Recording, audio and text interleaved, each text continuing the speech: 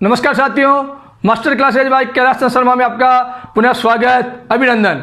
साथियों, आज अपन किसी भी विषय वस्तु पर चर्चा न करते हुए आज मैं आपको माँ शारदा को, माँ सरस्वती को तोहफा देने का ऐसा अनूठा जिद्दी वाला उदाहरण आपके सामने लाऊंगा। इसलिए आज अपन के देखिए सीधा अपन ये स्टूडियो से अपन वहाँ से जुड़ रहे हैं, राजकीय उच्च माध्यमिक विद्यालय जालौर सेकंड से। ये देखिए नानूराम जी पीटी जी, राम प्रसाद जी पीटी जी, अनिल जी पीटी जी। आज रविवार का दिन है, दोपहर का समय है, इस तपती धूप में भी छत के ऊपर कार्य कर रहे हैं क्योंकि छत हो गई, ऊपर मजदूर मिल नहीं रहे हैं, उसकी तराई करनी है। चारों तरफ की दीवार करने के लिए स्वयं नानूराम जी पीटी जी, ऊपर देखिए नानूराम जी पीटी साहब स्वयं इसकी दीवार बना रहे हैं और इसकी जो भी रेत मिट्टी का जलाने का कार्य है ऊपर से राम प्रसाद जी पीटी कर रहे हैं और नीचे से अनिल जी पीटी मिट्टी और रेत लाने का कार्य कर रहे हैं। इनके त्याग और इनके बलिदान को मैं सलाम करता हूं तथा सीधे अपन स्टूडियो से सीधे विद्यालय चलते हैं और उनसे जुड़ते हैं और उनसे बात करते हैं। जैसे मैं ये एक प्रश्न पूछना चाहूँगा कि वर्तमान स्वरूप तो मुझे दिखाई दे रहा है, मैं मेरे सहयोगी से कहूँगा कि एक बार इस गेट का स्वरूप दिखा दीजिए घुमा करके। नानू जी, वर्तमान स्वरूप तो मुझे दिखाई दे रहा है, इसकी में और भव्यता के लिए अभी और क्या क्या प्रयास आपके बाकी रहेंगे? आपके इसमें अभी जो बाहर की तरफ पूरा ग्रेनाइट लगेगा और ये बीच में लोहे का बहुत बड़ा भव्य गेट बनाया जाएगा और जितना हम कोशिश करेंगे भी इतना भव्य से भव्य बढ़िया से बढ़िया गेट बनाया जाए और लोहे का गेट अच्छा बनेगा। एक तरफ और लोहे का गेट है और दूसरी तरफ जो उधर वो ताक, छोटी ताक देख रहे हो, उसमें स्टील का इनोवेशन बनाया जाएगा और ऊपर जो दोनों तरफ और ये जो गेट है, इस गेट के ऊपर की तरफ जो स्कूल का नाम लिखाया जाएगा वो भी ग्रेनाइट पट्टी के ऊपर जो सीट आती है वो सीट से लिखवाया जाएगा, ये कलर से नहीं होगा, ग्रेनाइट के ऊपर ही ये लिखवाया जाएगा उसके ऊपर। तो ये हमारा ये प्रयास रहेगा कि हम जो आस पड़ोस में कोई ऐसी सरकारी विद्यालय में ऐसा काम नहीं हो सके उतना बढ़िया काम हम करवाना चाहेंगे। सुना आपने किसी न किसी निजी शिक्षण संस्थान के भी भव्य प्रवेश द्वार को भी फीका करने का प्रयास है। साथियों, अब मैं श्रीमान से ये निवेदन करना चाहता हूँ कि सर आपकी अनुमानित बजट कितना बैठ सकता है? हमारा अनुमानित बजट, हमने साथियों से बात की कि भाई ये भी करवाना है, ये ग्रेनाइट भी लगवाना है, गेट भी इस तरह से भव्य बनाना है, इधर एक तरफ स्टील का इनोवेशन भी लगवाना है, तो इस हिसाब से हमारा और ऊपर नाम भी ग्रेनाइट के ऊपर ही होगा। तो इन सबको मिला करके हमने ये विचार लगाया जो इसमें लगभग अनुमानित व्यय 3 लाख या 3.25 लाख तक ऊपर जाने का विचार है, हो सकता है। बाकी तो देखो काम चलता रहेगा, काम के चलते अंदर उसमें पता नहीं पड़ता, पूरा ध्यान नहीं पड़ता कि कितना पैसा लग सकता है, फिर भी 3-3.25 लाख रुपए का अंदाज मिला करके इन शब्दों से कह दिया जाए कि इनकी भव्यता के लिए कोई कसर छोड़ी नहीं जाएगी। साथियों, वर्तमान युग आर्थिक युग है, मनी इज गॉड का रूल्स चलता है।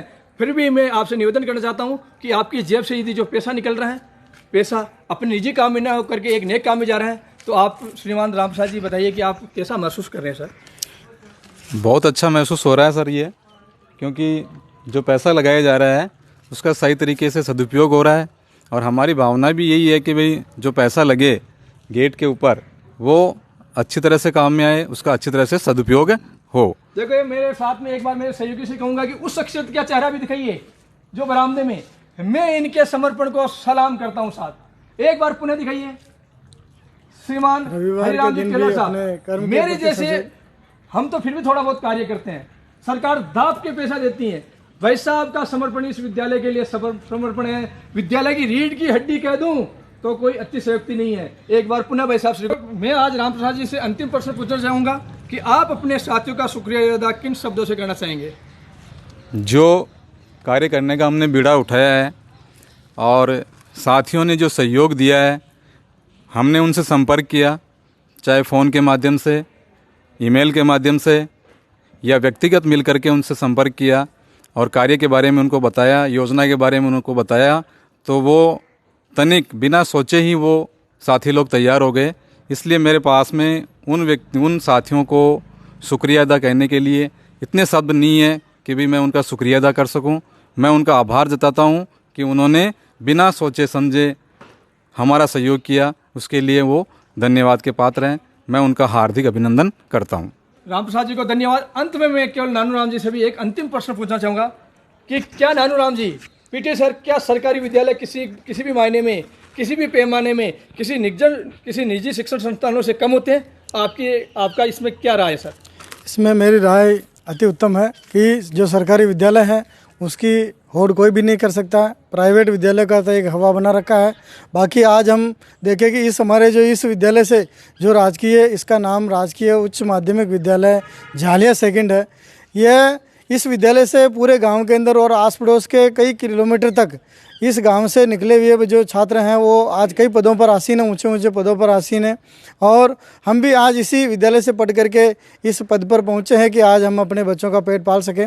और सभी प्रकार से ये जो अच्छे से अच्छा कार्य करने के लिए हमारे ये गाँव के अंदर जैसे माना कि डीओ है, जिला शिक्षा अधिकारी है, और ये ब्लॉक शिक्षा अधिकारी है, इंजीनियर है, डॉक्टर हैं, वकील हैं, इस प्रकार से सभी पदों के ऊपर आसीन इसी विद्यालय से निकले हुए जो छात्र हैं आज अपने इस पूरे भारत में सुशोभित हैं, अपने पद के ऊपर सुशोभित कार्य कर रहे हैं, अच्छा कार्य कर रहे हैं।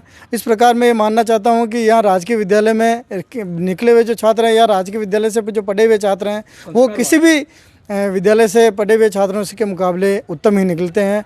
जय हिंद, जय भारत। नहीं नहीं, कतई नहीं। यह देखिए सरकारी स्कूल का नाम, एक बार गौर से देखिए साथियों, ये सरकारी स्कूल का नाम गौर से देखिए, एक बार पुनः गौर से देखिए। राजकीय उच्च माध्यमिक विद्यालय झालिया सेकंड, तहसील विजयनगर, जिला अजमेर, राजस्थान। यह विद्यालय 1888 में प्राथमिक विद्यालय के रूप में प्रतिष्ठापित हुआ है। तब से लेकर इस विद्यालय ने अनूठा उदाहरण प्रस्तुत करते हुए एक से बढ़कर एक अधिकारी हर क्षेत्र में उगले हैं। शिक्षा के क्षेत्र में सेवानिवृत्त संयुक्त निदेशक महोदय श्रीमान जीवराजी जाट, जो इसी विद्यालय के और इसी गांव के छात्र रहे हैं। इसी प्रकार श्रीमान जी बाबूलाल जी तगैया साहब सेवानिवृत्त जिला शिक्षा अधिकारी के पद से सेवानिवृत्त हुए हैं।